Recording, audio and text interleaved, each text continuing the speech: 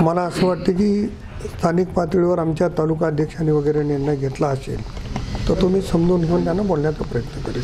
पण तुमचं दल पाठिंबा असणार नाही. विषय असा आहे की आम्ही त्यांना त्यांच्या स्तरावर करायला जेव्हा परवानगी दिली आणि त्यांनी जर त्यांच्या स्तरावर केली असेल तर आम्हाला ती गोष्ट एखादं समजून घ्यावं लागेल की तिथं का केली.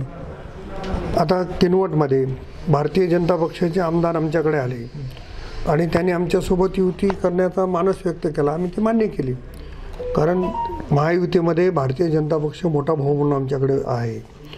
इतर ठिकाणी आमच्याकडे कुठला प्रस्ताव आला नाही आणि अनेक ठिकाणी आमची आणि शिवसेनेची युती होण्याची शक्यता पण आहे. साहेब, लोह्यात जे आहे ते भाजपाकडून एकाच परिवारातील उमेदवार देण्यात आले, आता टीका टिप्पणी होताना पाहायला मिळते. मी त्याच्यावर अधिकचं बोलणार नाही. जे स्वतःला महाराष्ट्राचे जिल्ह्याचे नेते समजून घेतात त्यांना उमेदवार मिळणं गेल्यावर काय करतील ते तर एकाच घरचे 6 नाही 10 पण देतील.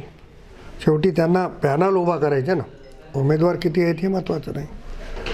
बिलोली नगरपालिकेवर भाजपचा उमेदवारच नाही ते त्यांना विचारा ना की जिल्ह्यामध्ये महाराष्ट्रामध्ये सगळ्यात मोठा पक्ष आहे, 2 खासदार आहेत, एवढे आमदार आहेत, तर त्यांनी का उभा केला नाही. त्यांनी धर्माबादमध्ये सुद्धा भाजपला पाठिंबा न देता आघाडी का उभा केली हा त्यांचा विषय आहे. त्यांच्याविषयी मी अधिकचं बोलणं, त्यांची पक्षश्रेष्ठी विचारेल त्यांना. भाजपाचे माजी अध्यक्ष जे होते त्यांनी वेगळी आघाडी तयार केली भाजपमध्ये असताना सुद्धा. मी तेच सांगतो की भारतीय जनता पक्षाला बिलोलीमध्ये उमेदवार असतानाही त्यांनी आघाडी केली.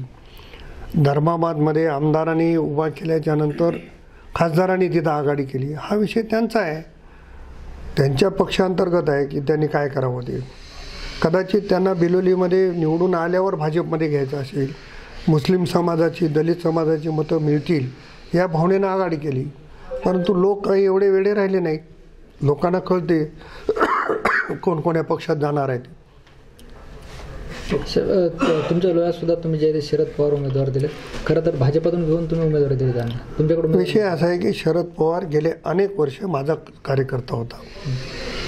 एखाद्या वेळेस कुटुंबामध्ये जी काही नाराजी आहे त्याच्यामुळे तो दूर गेलेला होता, पुन्हा स्वग्रही आला आहे. त्याला उपाध्यक्ष मीच केलं होतं, निवडून अनेक वेळेस मीच आणलेलं होतं. मी ज्या ज्या पक्षामध्ये होतो त्या पक्षाचा त्याला अध्यक्षही केलं होतं. त्याच्यामुळे तो माझ्या कुटुंबातलाच आहे. परत तो माझ्याकडे आला. मी नवीन काही केलं असं काही समजण्याची गरज नाही.